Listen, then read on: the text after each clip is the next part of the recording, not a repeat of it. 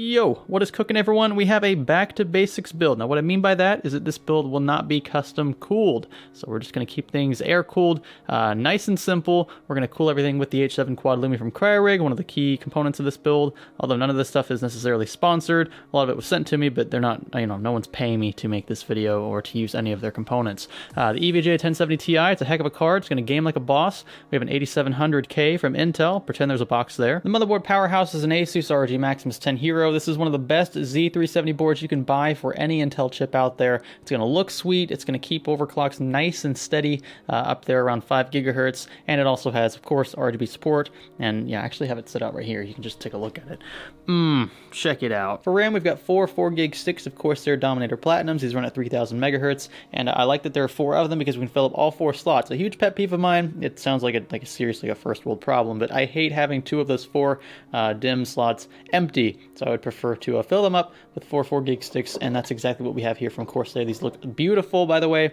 These silver metallic fins up top are going to complement the motherboard very nice. To the left here we have 3 Silentwings 3 fans. 2 of them are 140s, one is 120, so this one will go at the rear, and these 2 will go up front. And I'm emphasizing a silence factor here because I will be, again, video editing quite a bit. I don't want to hear my PC spool up when things get pretty hot inside. These will keep everything nice and quiet. These will really be the only fans in the system apart from the one with the H7. Now the power supply, another overkill factor for sure. You could run this entire system, by the way, on maybe like a 500 watt power supply, even less actually. I've run this on a 400 watt PSU before, a comparable system. So 1000 watts is definitely overkill, but I want to stay well within our efficiency curve. In fact, we might be slightly inefficient, on the lower end where things start to taper off.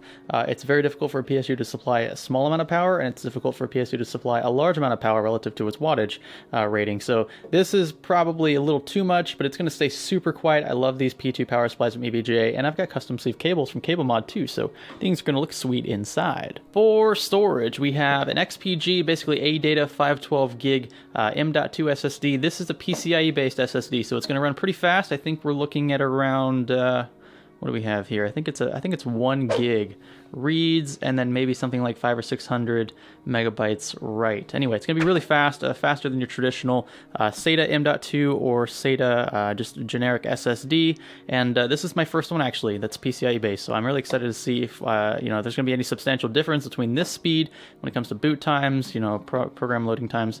So we'll test that out. And then we also have a 1 terabyte WD Blue, which is just a all around sweet hard drive for the price.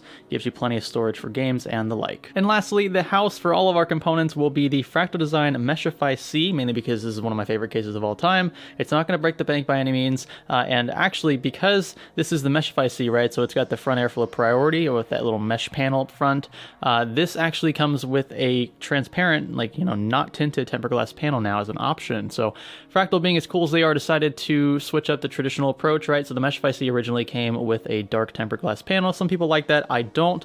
They offer you the option now to pair it with a not tinted panel, I guess I should say. So very cool that they give you that option. And to be honest, I ripped this from the Defiance TGE, but whatever, just pretend I got all this in one package. So without further ado, we're gonna start building this thing, and then maybe we'll run some benchmarks just so you guys get an idea of the kind of computational power at our disposal now.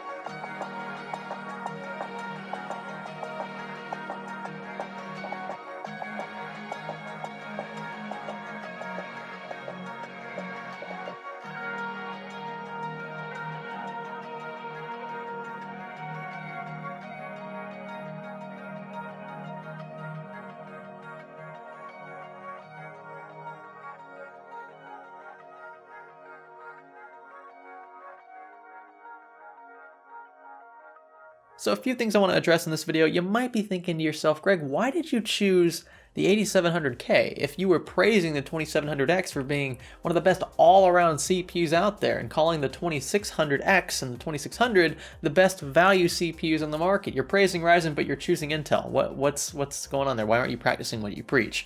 And there's one very good, in my opinion, reason for choosing the 8700K. The answer has to do with content creation, more specifically Adobe Premiere Pro and its built-in quick sync function, which by default is disabled, probably because not all CPUs out there have integrated graphics processors. And that's exactly what QuickSync requires. So it's basically a shift from software encoding to hardware encoding. There are some compromises, we'll talk about that in the dedicated video. But for now, that is my upfront big reason for choosing the 8700K over the 2700X, which, mind you, does not have an integrated graphics processor. Really, the only CPU from Intel I can make a case for right now is the 8700K, possibly the 8400 i5, that's a 6-core locked variant, which, when paired with a B360 motherboard, is a pretty decent value proposition. Sometimes it outperforms, even the 2700X in games, right, which is a more expensive CPU. But you're limited to just that scenario, and I don't like limiting myself. I don't like telling people, look, if you're gonna just game,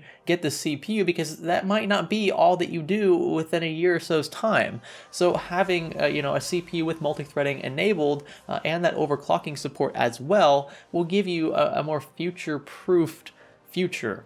That really didn't come out right. See, it kind of seems like I'm playing both sides of the coin, right? I'm trying to coax up to the blue team and the red team and both of their fan bases. They're extreme right and left wings, right?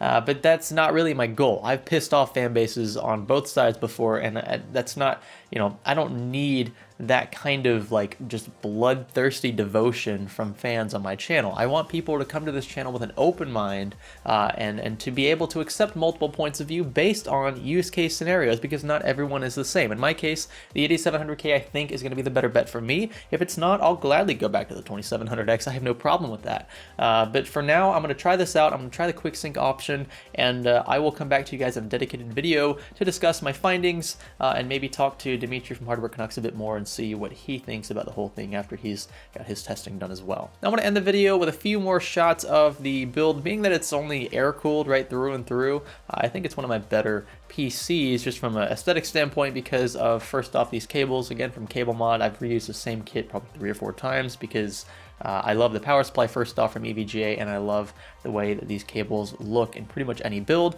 being that they're primarily black, which basically matches everything. I love how quiet the system is thanks to the Silent Wings 3 fans. I love the case, the Mesh FIC, and I really like this CryoRig cooler here. The H7 Quad Lumi looks great with really anything, but it definitely complements the metallic kind of chromish accents of the Asus ROG board. Definitely one of my favorite boards on the Z370 chipset for sure. You can find all these parts, by the way, linked in the description below if you want to build something similar. With that, let me know what you think about the build in the comments below. Be sure to give this video a thumbs up if you thought it was cool, thumbs down, or the opposite. You can click the red subscribe button if you haven't already, and stay tuned for more content like this. This is Science Studio. Thanks for learning with us.